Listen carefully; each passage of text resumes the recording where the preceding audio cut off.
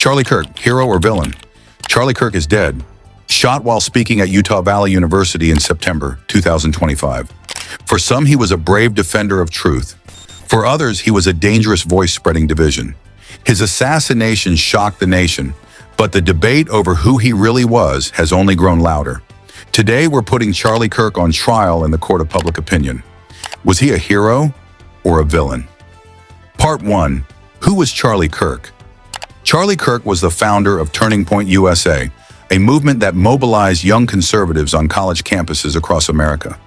He built a reputation as one of the sharpest conservative voices of his generation, a relentless speaker, debater, and activist. His message was simple: America is under attack from within, and he was here to fight back. But the way he fought made him one of the most polarizing figures in modern politics. Part 2. Why supporters loved him. Supporters say Charlie Kirk was a truth teller in a time of lies. They point to his fight against what he called woke culture, from gender ideology to forced apologies for historical wrongs. In their eyes, he stood firm when others caved. He was seen as a warrior for free speech, willing to step onto hostile college campuses and debate progressives head-on. When protesters tried to shout him down, his supporters saw proof that he was exposing uncomfortable truths. On issues like reparations, Kirk argued that individuals shouldn't be punished for sins they never committed. Supporters saw that as common sense, a rejection of what they call guilt politics. He also challenged climate activism and COVID policies, positions that critics called dangerous, but supporters saw as courageous. They believed he was one of the few willing to question the establishment narrative. And above all, Kirk gave young conservatives a voice.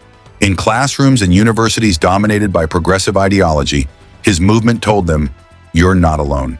Part 3. Why critics hated him. Critics say Charlie Kirk wasn't a truth teller.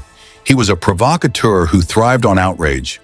They accused him of spreading falsehoods about elections, downplaying the seriousness of COVID, and undermining climate science. In their view, this wasn't courage, it was reckless. They say his rhetoric fueled division rather than unity. Instead of offering solutions, he sharpened the lines between left and right, feeding the culture wars for clicks and influence. On race, critics argued he dismissed systemic injustices that still affect minorities. By rejecting ideas like reparations outright, they saw him as minimizing America's painful history. On LGBT rights, his rejection of transgender inclusion in bathrooms, sports, and schools was seen as cruel and discriminatory. To critics, he was punching down on already vulnerable groups, and finally, they feared his influence. Through Turning Point USA, he built an army of young conservatives.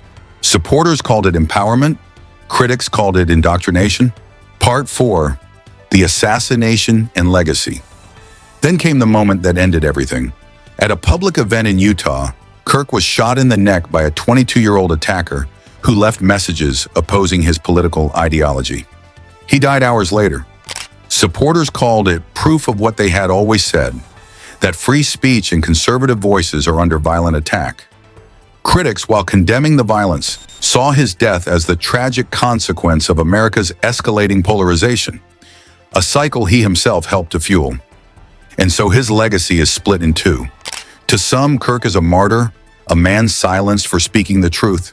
To others, he will always be remembered as a dangerous voice who spread division. Charlie Kirk is gone, but the firestorm he ignited is not. His assassination has only deepened the divide over what he stood for. Was he a fearless defender of freedom, or a reckless agitator who thrived on conflict? Or was he both? A man who embodied the clash of two very different Americas? That is for history, and for you, to decide.